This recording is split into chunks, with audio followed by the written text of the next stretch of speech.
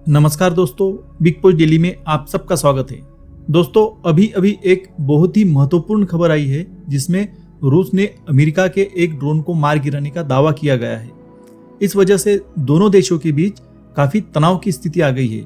दोनों देशों के बीच जो भी तनाव है वो काफी लंबे समय से चला आ रहा है और वो भी सोवियत यूनियन के पतन से पहले।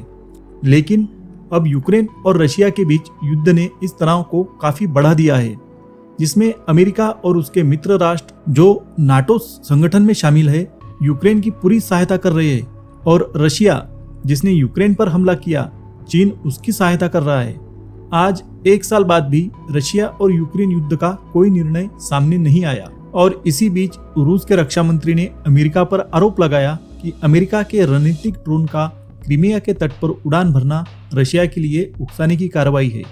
अमेरिका चाहता है कि रशिया गुस्से में आ जाए और अमेरिका पर हमला कर दे, लेकिन अमेरिका ने इस आरोप को सिरे से खारिज कर दिया है।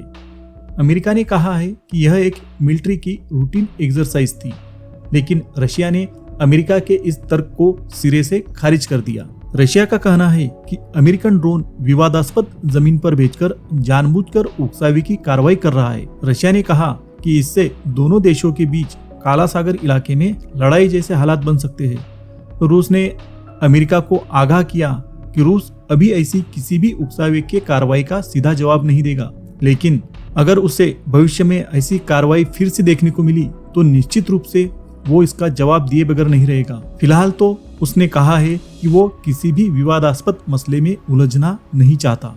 रशिया के रक्षा मंत्री सर्जेई शोइगु ने अमेरिका के रक्षा मंत्री जेम्स ऑस्टिन के बीच बुधवार को बातचीत की। यहाँ गौर करने वाली बात है कि रूस के सेना प्रमुख जनरल वालेरी गेरासिमोव और अमेरिका के सेना प्रमुख मार्क एमिले के बीच भी इस मुद्दे पर बातचीत हो चुकी है। अब तक हमने रूस के आरोपों के बारे में जानकारी ली, लेकिन अमेरिका ने भी रशिया पर कुछ आरोप लगाए हैं। उसके बारे में भी जानकारी लेना और उसे समझना काफी जरूरी है। अमेरिका ने रूस पर आरोप लगाया है कि उसका ड्रोन अंतर्राष्ट्रीय सीमा में था और वह किसी भी राष्ट्र की सीमा का या क्षेत्र का उल्लंघन नहीं कर रहा था। इसके बावजूद उसे रशिया ने मार गिराया। रशिया ने जानबूझकर यह कार्रवाई की है।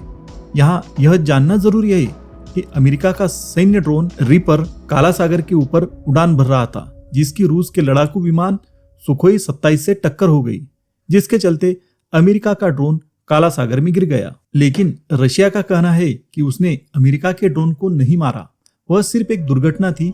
और रशिया का यह दावा काफी मजबूत लगता है, क्योंकि अगर ड्रोन को रशिया को गिराना ही था तो वह किसी हथियार का इस्तेमाल करता, लेकिन किसी भी हथियार का इस्तेमाल नहीं किया गया।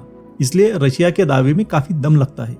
लेकिन अमेरिका का कहना है कि यह सिर्फ रशिया की एक चाल है।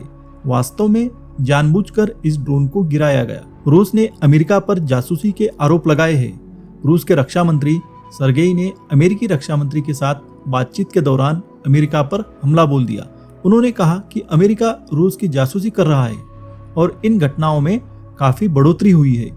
इसी वजह से लड़ाकू विमान से ड्रोन के टकराने की घटना हो गई। और साथ में रूस ने यह भी कहा कि अमेरिका के रणनीतिक ड्रोन का क्रीमिया के तट पर उड़ान भरना वास्तव में एक भड़काने वाली कार्रवाई है, क्योंकि क्रीमिया रशिया का इलाका है। यूक्रेन युद्ध में पहली बार ऐसा हुआ है कि सुपर पावर अमेरिका और रूस सीधे तौर पर एक दूसरे के सामने आ गए और इसका कारण बना ब्लैक सी वाटर में रूस के फाइटर जेट सुखोई 27 और अमेरिका के MQ-9 रीपर में टक्कर। दोस्तों, हमारे मन में विचार आता है कि आखिरकार काला सागर यानी ब्लैक सी वाटर कौन सा एरिया है। तो हम यह जान ले कि काला सागर एक ऐसा समुद्र है जो पूर्वी यूरोप और पश्चिम एशिया के बीच स्थित है। यह समुद्र बल्गेरिया, जॉर्जिया, रोमानिया और रूस, तुर्की और यूक्रेन से घिरा हुआ है। यह तुर्की के जलमार्गों के माध्यम से मेडिटेरियन सागर से जुड़ा हुआ है। ब्लैक सी क्षेत्र महत्वपूर्ण रणनीतिक और आर्थिक महत्व के लिए जाना जाता है। साथ ही इसका सांस्कृतिक और ऐतिहासिक महत्व भी है। दोस्तों, आशा करता हूँ कि आपको वीडियो पसंद आया होगा, तो वीडियो को लाइक कीजिए, शेयर कीजिए और चैनल को सब्सक्राइब कीजिए।